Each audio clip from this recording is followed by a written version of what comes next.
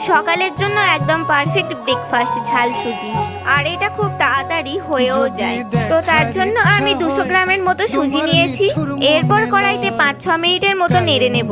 তারপর কড়াইতে পরিমাণ মতো তেল দিয়ে তেলটা গরম হয়ে আসলে বাদামগুলি ভেজে নেব।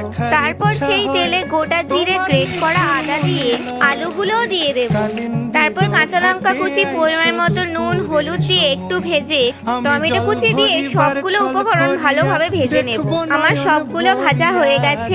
তারপর অ্যাড করব ভেজে রাখা বাদাম, পরিমাণ মতো চিনি। তারপর সুজিটা দিয়ে দেব। তারপর আমি অল্প অল্প করে জল অ্যাড করব। আমি এই বাটির 1 বাটির মতো সুজি নিয়েছি, তো আমি এই বাটিরই 2 বাটি জল দেব। তারপর এরকম অল্প অল্প করে জল দিয়ে অনবরত নাড়তে হবে। শেষে 1 চামচের মতো ঘি অ্যাড করলেই একদম রেডি হয়ে যাবে আমাদের ঝাল সুজি। একদম পারফেক্ট ব্রেকফাস্ট, দারুণ টেস্টি খেতে হয়েছে।